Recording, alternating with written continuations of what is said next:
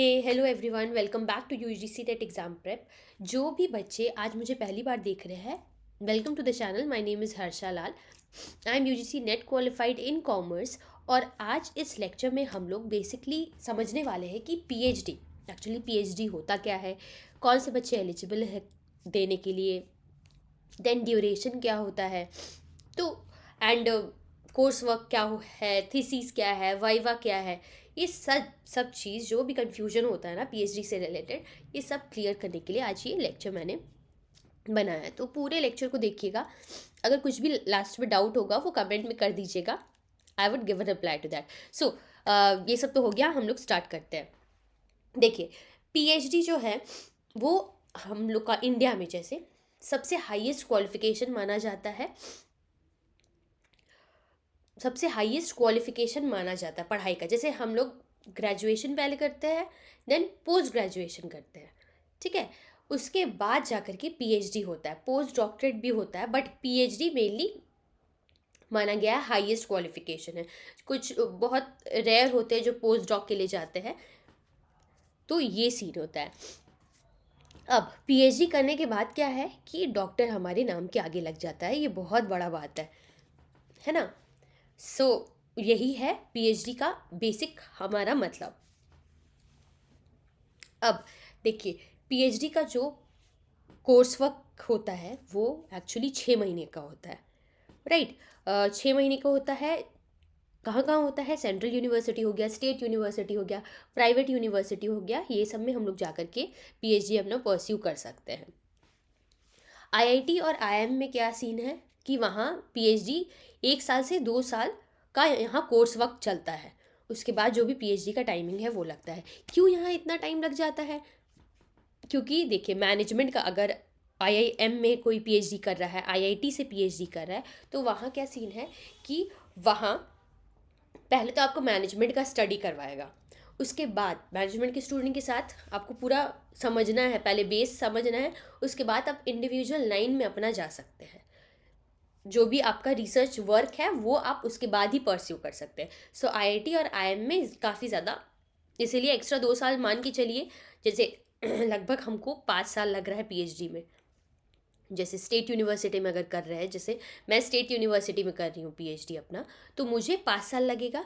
यही आईआईटी और आईएम में करेंगे तो और 2 साल मान के चलिए, ठीक है। तो ये हो गया सीन हमारा, पूरा इतना टाइम वगैरह लग जाता है, राइट। अच्छा, अब कौन कौन बच्चे दे सकते हैं पीएचडी? ग्रेजुएशन के बाद पोस्ट ग्रेजुएशन हुआ, उसके बाद ही अप्लाई कर सकते हैं। जो जनरल कैटेगरी के बच्चे हैं वो 55% मार्क्स अपना मास्टर्स में लाया होना चाहिए, तब आप पीएचडी के लिए आगे बढ़ सकते हैं। और जो रिज़र्व कैटेगरी के है, जैसे शेड्यूल कास्ट, ओबीसी के बच्चे हैं, वो लोग क्या है, उनका 5% रिलैक्सेशन होता है। मतलब 50% आया अगर आपका, तब फिर आप आगे बढ़ सकते हैं पीएचडी के लिए। तो ये मोटा मोटी हमारा सीन रहता है पूरा पीएचडी का। एज लिमिट इसमें नहीं रहता है कि क्या एज लिमिट में आप पीएचडी कर सकते हैं। कितना भी एज हो जाता है फिर भी लोग करते रहते हैं, क्योंकि ये अपना पढ़ाई है, अपना शोध है, अपना रिसर्च है। आपको किसी भी टॉपिक में इंटरेस्ट आ रहा है तो उसके बारे में ना आपको और पढ़ने का इच्छा होता है, कुछ नया डिस्कवर करने का इच्छा होता है। तो इसका एज लिमिट एज सच नहीं है। तो ये सब हो गया हमारा जनरल चीज़ें जो भी। सो और एक चीज़ है कि मनी कितना लगेगा। अब देखिए, एडमिशन के दौरान क्या होता है, एक होता है पीएचडी का एंट्रेंस टेस्ट, नेट हो गया, जेआरएफ। अब देखिए, पीएचडी का एंट्रेंस टेस्ट नहीं देना होगा अगर नेट और जेआरएफ किसी का निकल गया है, ठीक है। नेट जेआरएफ निकल गया है, पीएचडी का एंट्रेंस टेस्ट नहीं देना है। अगर नेट निकल गया है तो किसी किसी यूनिवर्सिटी में क्या होता है कि आपको गवर्नमेंट के थ्रू स्टाइपेंड भी मिलते हैं। स्टेट यूनिवर्सिटी भी अपना स्टाइपेंड क्राइटेरिया निकाला गया है जो जेआरएफ का अमाउंट से कम है। जेआरएफ में जैसे 40,000 मिल जाता है पीएचडी करने के दौरान मंथली, बट नेट में थोड़ा कम स्टाइपेंड रहता है, 25 to 27 मिलता है। एंड जो बच्चे नेट या जेआरएफ नहीं निकाल पाते हैं वो लोगों को जो भी यूनिवर्सिटी अपना एंट्रेंस टेस्ट निकालेगा इंडिविजुअली, वहाँ से जा कर के आप लोगों को फॉर्म फिलअप करना होगा, फिर उसके बाद आप जाके एंट्रेंस टेस्ट में बैठेंगे, फिर सिनॉप्सिस आप लोगों को क्रिएट करके देना पड़ेगा, प्रेजेंटेशन सॉर्ट ऑफ, कि आप इस पर रिसर्च करना चाहते हैं। एंड वो अगर अप्रूव हो गया, वहाँ पर ही जो भी मेंबर्स लोग रहेंगे, आरएसी मेंबर्स लोग रहते हैं, वो लोग अगर अप्रूव कर दिए तब फिर आप उस पर आगे काम कर सकते हैं। ठीक है, तो ये हो गया हमारा पूरा प्रोसेस करने का। अब अच्छा, अब कोर्स वर्क के दौरान देखिए क्या क्या हम लोग को स्टडी करना रहता है। एक रिसर्च मेथोडोलॉजी हो गया, मेन पेपर होता है, और 3-4 पेपर और रहता है, जैसे कंप्यूटर एप्लीकेशन हो गया, टीचिंग का रहता है पोर्शन वगैरह। तो अलग अलग कॉलेजेस में ना अलग अलग कोर्स वर्क रहता है जो आपको परस्यू करना रहता है। एंड कोर्स वर्क के दौरान आप लोगों को क्लासेस भी लगाना पड़ता है, रेगुलर रहता है। कोर्स वर्क के दौरान आप लोगों को रेगुलर वीक में 2 बार 3 बार एक्चुअली जाना पड़ता है, यूनिवर्सिटी में जाना है, विजिट करना है, गाइड से मिलना है। तो ये सब चलते रहता है, साइड बाय साइड करना पड़ता है। एंड कहाँ से एक्चुअली करना चाहिए, तो मेरा मानिए तो आपके एरिया में जहाँ भी आप स्टे करते हैं वहाँ के आसपास की यूनिवर्सिटी, जो भी गवर्नमेंट यूनिवर्सिटी है, वहाँ से कीजिए, बेस्ट है। क्योंकि गवर्नमेंट का आगे चल करके ना आपका रेपुटेशन रहेगा कि अच्छा ये पर्सन ने गवर्नमेंट से किया है, सो इसमें दम है, वैसा होता है, थिंकिंग हो जाता है। तो कोशिश कीजिए कि गवर्नमेंट में ही जाने का। एंड अपने लोकल एरिया से करिए, क्योंकि 4-5 साल इसमें लग जाता है तो फाइनेंसिस का भी दिक्कत हो जाता है। जेआरएफ निकल गया तो बहुत बढ़िया है, आप बाहर जा कर के भी पीएचडी कर सकते हैं। बट जिनका नहीं निकलता है, और अगर आपको अटेम्प्ट देने का मन नहीं है, नेट का अगर अटेम्प्ट और देने का मन नहीं हो रहा है, नेट निकल गया है आपका, जेआरएफ देने का अटेम्प्ट नहीं हो रहा है, या फिर एज लिमिट क्रॉस हो गया, जो 35 है एज लिमिट अगर क्रॉस हो गया है, तो आप लोग एडमिशन ले सकते हैं जहाँ भी आप सूटेबल समझ रहे हैं। घर के पास रहा तो बहुत ही अच्छा हो जाएगा ये वाला चीज़। ठीक है, तो ये सब चीज़ है, ये सब चीज़ें होती है। अब 6 महीना का जो कोर्स वर्क हमारा कंप्लीट हो गया, ठीक है, मान लीजिए 6 महीना का कोर्स वर्क कंप्लीट हो गया, तब हमें सिनॉप्सिस क्रिएट करना है कि हमने ये सब स्टडी किया है, अपने 6 महीना के कोर्स वर्क में स्टडी किया है, उसके बाद मुझे इस टॉपिक में एक्चुअली रिसर्च करने का मन है। तो इतना सारा सब्जेक्ट हमने स्टडी किया, इसमें से हम लोग सिनॉप्सिस, एक ब्रॉड एरिया होता है। जैसे देखिए, ब्रॉड एरिया मतलब मान लीजिए मैं मार्केटिंग में कर रही हूँ, तो मार्केटिंग में भी बहुत सारा एरिया होता है ना। जैसे कंज्यूमर बिहेवियर हो गया, ब्रांड मैनेजमेंट हो गया, ब्रांड लॉयल्टी हो गया, सोशल मीडिया हो गया, डिजिटल मार्केटिंग, डिजिटल लर्निंग, तो इतना सारा होता है। उसमें से एक हमें टॉपिक, सब टॉपिक निकालना है, उसके बाद उसमें रिसर्च करना पड़ता है। एचआरएम जो बड़ा हो गया ना पूरा टॉपिक, वो पूरा नहीं लेना है, ठीक है, एज इन वो पूरा नहीं लेना है, उसका एक सब टॉपिक है, वो हमें लेना है, राइट। तो ये सब चीज़ें होती है। अब जो सिनॉप्सिस हम लोग क्रिएट करेंगे वो हम लोग प्रेजेंट करेंगे। इंटरनल वाइवा होगा हमारा, एक्सटर्नल वाइवा आएगा।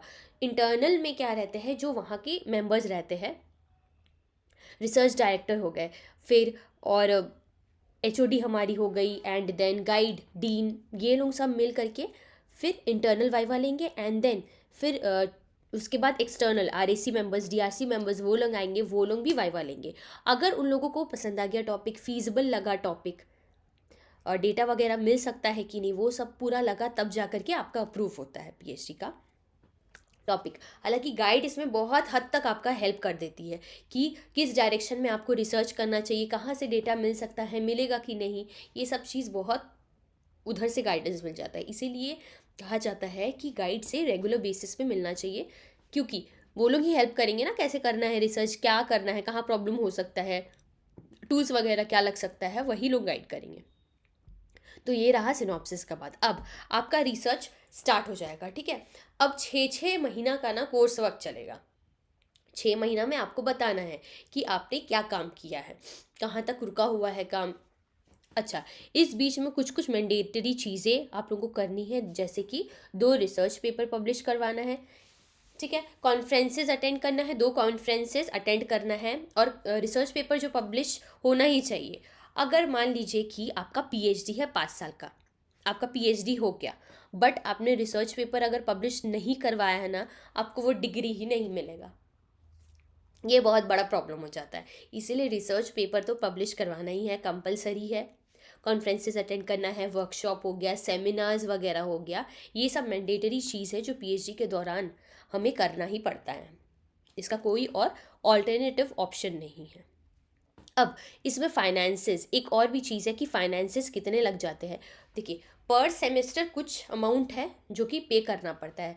जैसे हमारी यूनिवर्सिटी में 25,000 हमें पे करना पड़ता है, ठीक है। तो अलग अलग यूनिवर्सिटी का अलग अलग अमाउंट है जो कि देना पड़ता है, मतलब फीस सबमिट करना पड़ता है। तो लगभग मान लीजिए कि 1 लाख, और बड़े बड़े इंस्टीट्यूट में करेंगे तो 2 लाख 3 लाख वैसे तक चले जाता है इसमें, ठीक है। तो ये सब क्राइटेरिया है हमारा पीएचडी एक्चुअली करने का। सो अब हमारा पूरा पीएचडी का ये चीज़ हो गया है, समझ में आप लोगों को आ गया होगा ये वाला चीज़। एंड टूवर्ड्स द एंड क्या होता है, एक्चुअली मैंने ना की पॉइंट्स यहाँ लिख लिया है, तो वही मैं बार बार चेक कर रही हूँ कि कुछ छूट तो नहीं गया है। तो लास्ट में एक चीज़ और है कि प्री थीसिस, हाँ प्री थीसिस होता है, सबमिशन करना पड़ता है, ये टूवर्ड्स दी एंड रहता है। जितना भी आपने काम किया है तो उसके लिए प्री सबमिशन होता है, वो दिखाना पड़ेगा, वो प्रेजेंट करना पड़ेगा।